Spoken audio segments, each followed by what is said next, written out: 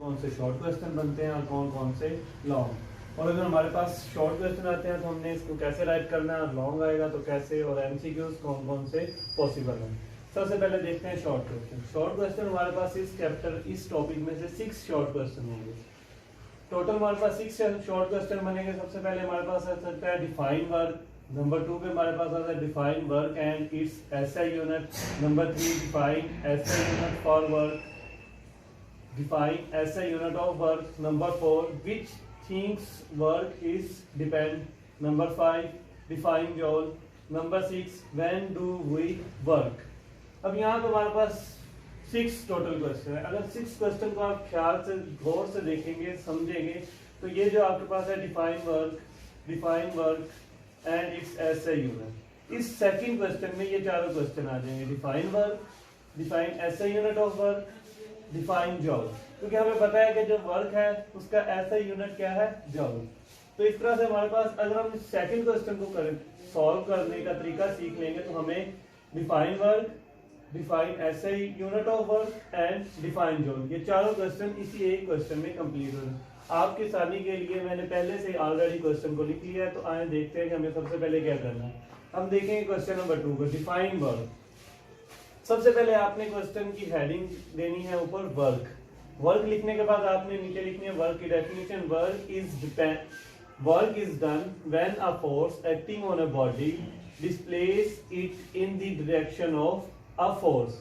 उसके बाद आपने नीचे हेडिंग देनी है फार्मूला। फार्मूला में आप लिखेंगे W is equal to F S, W is equal to F S cos theta.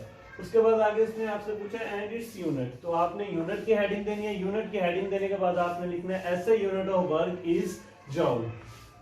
जॉल लिखने के बाद आपने फिर नीचे जॉल की हेडिंग देनी है और जॉल को डिफाइन करना है। जॉल की आपने नीचे डेफिनेशन लिखनी है, the amount of work is 1 joule when a force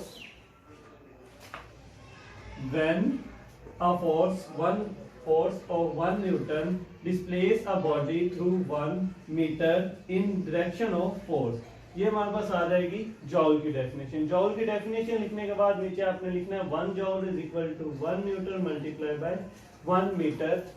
ये हमारे पास हो जाएगा क्वेश्चन नंबर 2 कंप्लीट। अब हम देखते हैं अगर ये क्वेश्चन नंबर 2 में से सिर्फ आ जाता है डिफाइन वर्क, देन आपने क्या करना है, यहाँ से लेकर यहाँ तक लिखेंगे। क्या लिखेंगे, सबसे पहले वर्क, उसकी हेडिंग देंगे, उसकी डेफिनेशन, फार्मूला, और नीचे उसका आपने फार्मूला लिखना है। फार्मूले के बाद आपने यूनिट तक यहाँ तक आप लाजमी लिखेंगे वर्क अगर आपके पास आता है, क्योंकि वर्क में फार्मूला, उसके बाद उसकी डेफिनेशन और यूनिट, ये तीनों चीजें लिखना जरूरी है।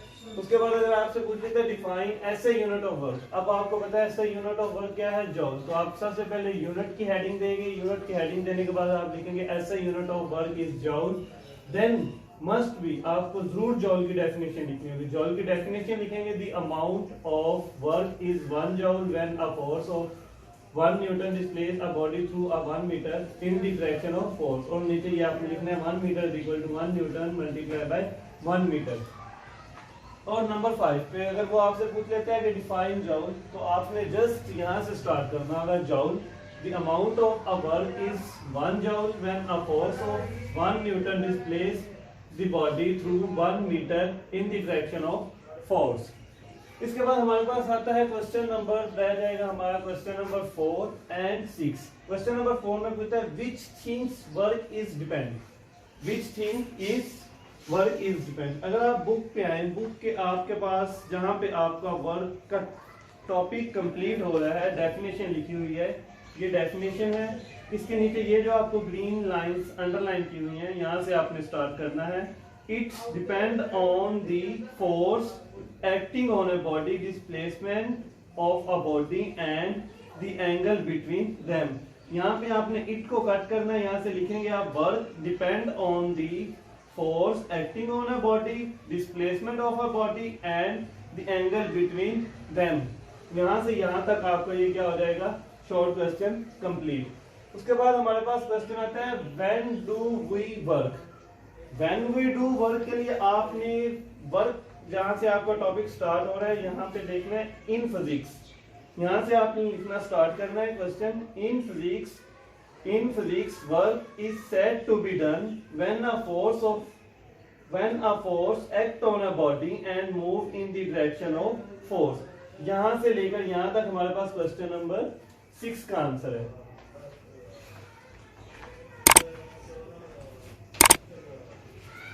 शॉर्ट क्वेश्चन के बाद हमारे पास आता है long question and MCQs.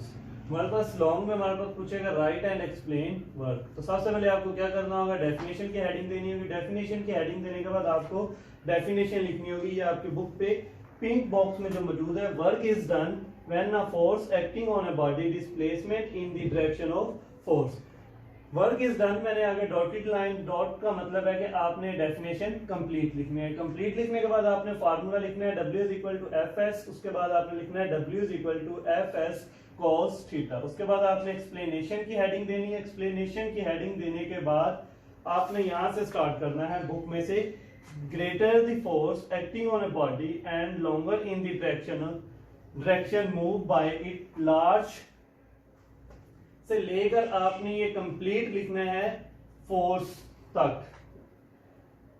Force तक कंप्लीट लिखने के बाद आपने नीचे लिखना है work done is equal to force multiply by displacement, और आगे आपने बिल्कुल ऐसे ही लिखना है W is equal to F S. F S लिखने के बाद आपने डायग्राम आपकी बुक पे मौजूद है, सेम टू सेम ये डायग्राम आपने ड्रा कर देनी है। M4 मैथ्स है, 4 लगा रहे, M लिखे, आगे आपने डायग्राम का नंबर लिख देना है, डायग्राम नंबर 1। उसके बाद आपने यहाँ से फिर स्टार्ट करना है एक्सप्लेनेशन के लिए। Sometime force and displacement do not have same direction.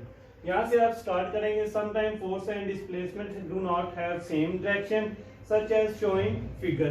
Figure में आपने ख्याल करना है, फिगर 6.2 नहीं लिखेंगे आप, जस्ट लिखेंगे figure 2। Figure 2, here the force F making an angle theta with the surface on which the body is moved, resolving F into its perpendicular component Fx and Fy as।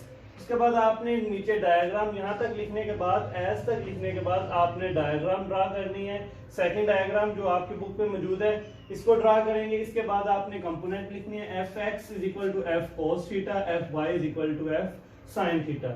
इसके बाद आपने फिर again start करना है, in case when force and displacement are do not parallel then only x component Fx parallel to the surface cases the body to move on the surface and not the y component Fy। In case से लेकर आपने Fy component Fy तक complete लिखना है। उसके बाद फिर आपने फार्मूला लिखना है, W is equal to Fx, उसके बाद आप लिखेंगे W is equal to F cos theta S। उसके बाद आपने लिखना है W is equal to Fs cos theta. उसके बाद आपने लिखना है work is a scalar quantity. नीचे आपकी बुक पे लिखा है work is a scalar quantity, it's depend on force acting on a body, displacement of the body and angle between them. Then आपने यहाँ तक कंप्लीट करने के बाद आपने यूनिट की हेडिंग देनी है। यूनिट की हेडिंग देने के बाद आप लिखेंगे SI unit of work is जॉल। उसके बाद आपने जॉल की हेडिंग देनी है, जॉल की कंप्लीट डेफिनेशन लिखेंगे। The amount of work is 1 joule when a force of 1 Newton displacement a body through 1 meter in the direction of 4। उसके बाद आपने नीचे लिखना है 1 joule is equal to 1 Newton multiply by 1 meter। नीचे आप लिखेंगे 1 kilojoule is equal to 1000 joule 10 की पावर 3 joule। और उसके नीचे आप लिखेंगे 1 megajoule is equal to 1 million joule 10 की पावर 6 joule। ये था हमारा यहाँ से लेकर यहाँ तक आपका होगा कंप्लीट लॉन्ग क्वेश्चन। आपने ख्याल करना है हेडिंग्स का, हेडिंग्स अच्छे से देनी है ताकि देखने वाले, चेक करने वाले को पेपर अच्छा लगे। आपकी प्रेजेंटेशन जितनी फिजिक्स में अच्छी होगी आपके उतने ही मार्क्स कम डिडक्ट होंगे। तो आपने स्पेशली फिजिक्स को लिखते हुए पेपर में प्रेजेंटेशन का ख्याल करना है। उसके बाद आप देखते हैं कि हमारे पास एमसीक्यूज कौन कौन सा है। ये जो आपको बॉक्सेस की फॉर्म में नजर आ रही है हमारे पास एमसीक्यूज है। फॉर एग्जांपल फर्स्ट है W is equal to F S, आपसे फार्मूला पूछ सकता है, ये भी एक फार्मूला है। उसके बाद ये फार्मूला पूछा जा सकता है W is equal to first, ये आपके पास एमसीक्यूज आ सकता है। दूसरा आपके पास ये भी फार्मूला पूछ सकता है F W is equal to F S cos theta. उसके बाद आपके पास उसके आगे ये फिर अगेन आपसे पूछ सकते हैं F X is equal to, आपको याद रखना होगा F cos theta. F Y जो है ये आपसे एमसीक्यूज में पूछ सकता है component y component of force या x कंपोनेंट ऑफ फोर्स आपसे पूछेगा तो आप जस्ट f cos थीटा लिखेंगे। अगर y कंपोनेंट पूछेगा आपसे f y is equal to f sin theta. उसके बाद ये फिर फार्मूला मैंने अंडरलाइन कर दिया ताकि आप वही फार्मूला जो आप हमने फर्स्ट में लिखा था work is equal to F S, यहाँ पे सिर्फ मल्टीप्लाई का साइन x है तो ये भी आपसे पूछ सकते हैं। यहाँ से फिर आगे वही फार्मूला आ जाएगा w is equal to F S cos theta. उसके बाद यहाँ से आपके पास एक एमसीक्यू बन सकता है work is the dash quantity.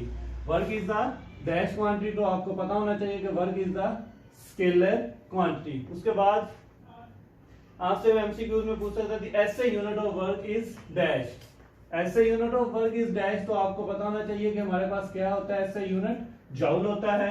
उसके बाद आपसे यहाँ पे पूछ सकता है नंबर 9, यहाँ पे 1 जॉउल इज इक्वल टू, तो आपको याद रखना होगा 1 joule is equal to 1 newton multiply by 1 metre.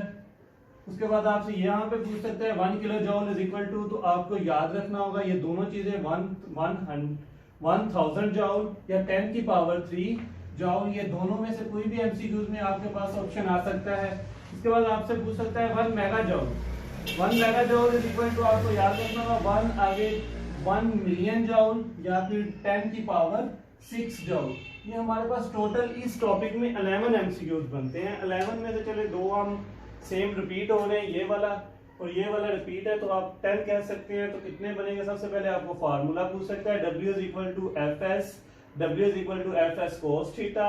उसके बाद आपसे पूछ सकता है x component of force F X is equal to F cos theta, y component of force F Y is equal to F sine theta. उसके बाद फिर आपसे ये formula w is equal to F S, उसके बाद फिर आपसे ये formula w is equal to F S cos theta. उसके बाद आपसे ये पूछा जा सकता है work is the dash quantity, तो आपको याद पता होना चाहिए कि work is the scalar quantity. उसके बाद ऐसे यूनिट ऑफ वर्क इज जॉउल, ये भी आपको याद रखना होगा, करना होगा अच्छे से एमसीक्यूज के लिए। उसके बाद 1 joule is equal to 1 newton 1 metre, ये भी आपके एमसीक्यूज में आ सकता है। उसके बाद हमारे पास आ जाएगा 1 kilo joule is equal to 1000 जॉउल और 10 की पावर 3 जॉउल। ये दोनों ऑप्शन में से कोई एक ऑप्शन दे सकता है, या यहाँ से पूछ सकते हैं 1000 जॉउल, तो आपको लिखना होगा 1 किलो जॉउल यहाँ पे यहाँ।